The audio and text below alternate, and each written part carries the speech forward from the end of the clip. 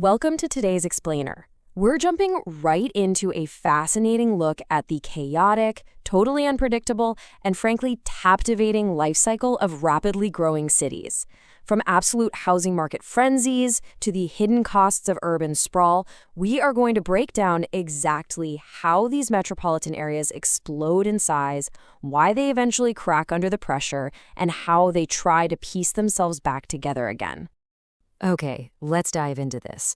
That quote right there perfectly captures the sheer volatility we've witnessed recently. I mean, think about it. A sudden global health crisis caused this massive, unprecedented migration of remote workers, all searching for lower costs of living. Almost overnight, homes in these destination cities were selling at breakneck speeds, well above asking prices, and local economies were just injected with a massive surge of cash and new residents. But, that leads us directly to the central mystery of our explainer today.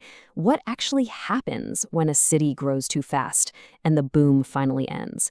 Because if we look at the history and the data, it shows us that every boom inevitably hits a ceiling, whether it's a sudden shift in interest rates, a drop in commodity prices, or just literally running out of buildable space. The music eventually stops. Let's move to why and see how this builds as we trace the chronological journey of these cities. First up, the anatomy of a boomtown. Second, the hidden costs of growth. Third, the inevitable rebalancing. And fourth, managing the sprawl. Step 1, the anatomy of a boomtown. Let's look at that initial spark. A boomtown is basically a community undergoing rapid growth due to a sudden economic shock. Now, that shock, it can take a lot of different forms. Take the 2008 Ohio shale energy rush, for example. Technological gains and high oil prices created these massive, overnight economic booms for local governments and landowners.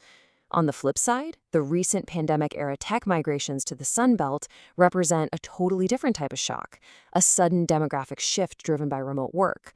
But the underlying mechanics, they're actually remarkably similar. And this brilliantly illustrates exactly what that growth looks like on the ground. Check out this commuter flow data for Travis County, that's home to Austin, Texas. During its massive boom, Austin became incredibly jobs-rich. We're talking a jobs-to-households ratio of 1.56. Because job creation totally outpaced housing, you have 43% of people living and working in the county, but a massive 38% who live outside the county and have to commute in every single day. Only 19% live inside and work outside. It's this immense magnetic pull of jobs that creates rapid population influxes and intense strain on regional infrastructure. Step 2, the hidden costs of growth. This is where the friction of expansion really starts to show. So there is a stark, undeniable contrast between the short-term benefits and the long-term consequences of these booms. Initially, it feels great, right? The boom brings job opportunities, rising wages, and a huge spike in local tax receipts. But over time, the dark side forms. Overconcentration in just one industry makes the local economy incredibly fragile. Building all that new infrastructure, the roads, the schools, the emergency services, it creates intense, long-term fiscal stress for local governments. And of course, there's the environmental degradation that naturally comes from rapid, unchecked extraction or development. In the real estate sector, one of the absolute biggest hidden costs comes from a phenomenon known as leapfrogging.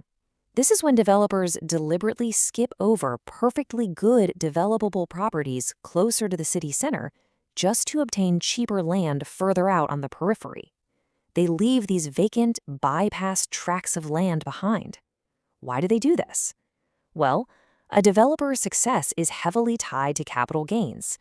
It is vastly easier and cheaper to buy rural land and build on an empty desert or a farm tract than to try and weave new homes into older, established neighborhoods. Now, what's really interesting about this slide is seeing how a city actually tries to physically manage this chaos. Back in 1989, Phoenix, a city famous for its rapid outward expansion, attempted to organize its massive sprawl into planned urban villages and distinct peripheral areas. Planners were desperately trying to structure the growth, encouraging development within the existing city fabric. They wanted to avoid that spontaneous, scattered leapfrogging that makes delivering public services so incredibly expensive for isolated islands of housing. Meanwhile, on the economic side of things, this rapid growth can trigger a really counterintuitive phenomenon that academics call the resource curse. When an area becomes overly reliant on one booming sector, whether that's extracting shale gas or a sudden flood of tech startups, that sector basically monopolizes the labor pool. It drives up land prices, and it actually crowds out other local businesses. It kills economic diversity, making the entire town highly vulnerable to a bust. Step 3. The inevitable rebalancing. The moment the fever finally breaks. Let's rapid fire through the hard data on how this rebalancing is hitting our recent pandemic boomtowns right now. In Austin, Texas, the ultimate poster child for the recent boom, the median list price has violently corrected down to $549,000. Even more telling, the median price per square foot is down 9% since its peak.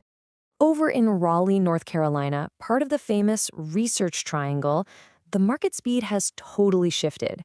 During the absolute peak of the frenzy, homes were flying off the market in an astonishing 11 days.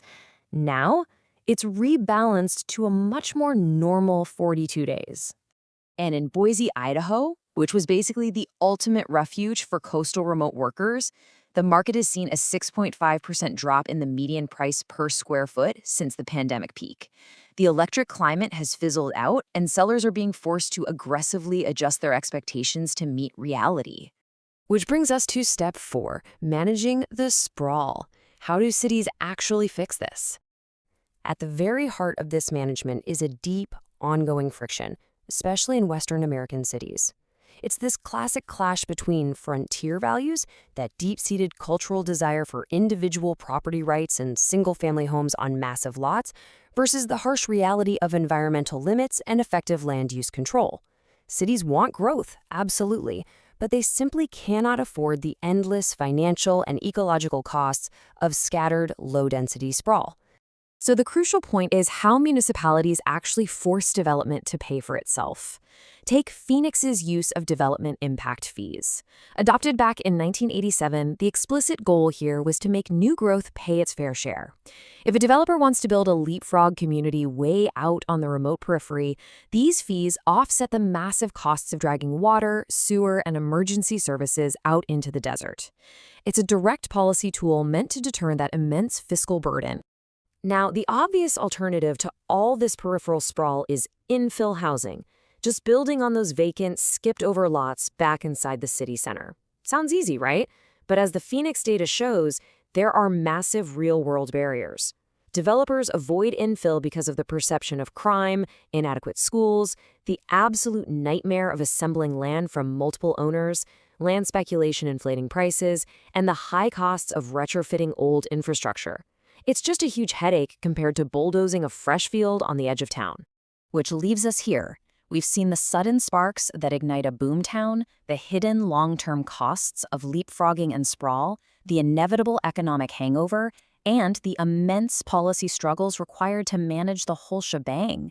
So look at the data, look at the history, and ask yourself this. Is your city prepared for the next boom or bust? Because as the data proves, the roller coaster never truly stops. It just prepares for the next steep drop.